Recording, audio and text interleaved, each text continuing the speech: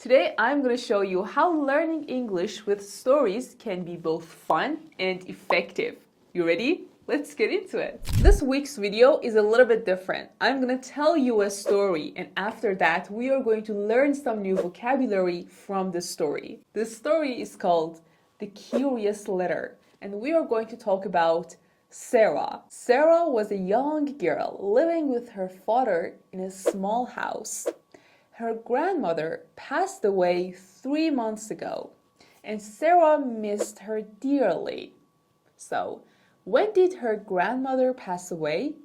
Yes, 3 months ago. She hadn't been in her grandmother's room since the funeral, but that night something drew her to the room. She opened the door quietly and started going through the drawers. When she knelt down to check under the bed, she found a mysterious wooden box. The box was covered in dust.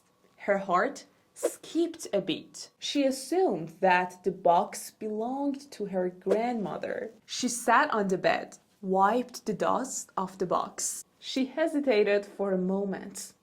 Should I open it? Her curiosity got the better of her. Inside, she found a yellowed letter and a small golden key. The letter was handwritten and began with, "To whoever finds it." There was a location of a tree in the forest in that letter. Sarah was completely surprised and shocked. She said, "What did she hide from us? From her family?" So, what did she find in the box? A letter and a key. So the next morning, she walked into the forest. The directions led her to a large, massive oak tree with a hollow trunk. Inside the hollow was a black box. Sarah used the key to open the box. There wasn't a treasure in the box, just a stack of photographs. "I came all this way for some photographs," Sarah said. So, what was in the black box? A stack of old photographs. But as she flipped through the photos, her disappointment faded. The pictures showed her grandma as a young woman, smiling brightly, with a man Sarah didn't recognize. Suddenly, she remembered how her grandmother has always told her stories of a long-lost love, but had never shared any details. This isn't the treasure I expected, but it's a part of her life I never knew about. Maybe this is a blessing in disguise. So, what did the photographs show? They showed her grandmother with a man, actually a stranger man. Sarah decided to replace the photos in the box and bury it under the tree. As she walked back home, she felt a new sense of connection with her grandmother, as if she had shared one last story with her from beyond. So that was it for the story. Did you like it? What do you think? Now let's review the new vocabulary from the story.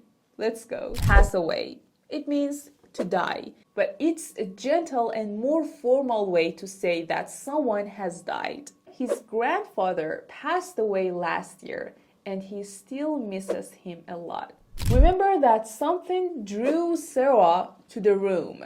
Like, she didn't want to go there, but something drew her to the room. It means something attracted her, something pulled her towards the room. He felt drawn to the sound of music coming from the park. Imagine you're casually walking on the street and suddenly you hear a voice. You hear a sound of a familiar music. You're gonna check out what's happening there. You're actually getting drawn to the sound of the music. When Sarah opened the door, she wanted to go through the drawers. What does it mean? To go through something, to look inside the drawers to find something. Imagine you can't find your keys. You have to go through your stuff. He went through the drawers and found a letter from years ago. When Sarah found the box, she assumed it belonged to her grandma. So, When you assume, you are actually thinking that something is true without having proof or checking. She assumed that the store was closed because the lights were off. Don't assume that everything will be easy. Sometimes it's challenging. A blessing in disguise.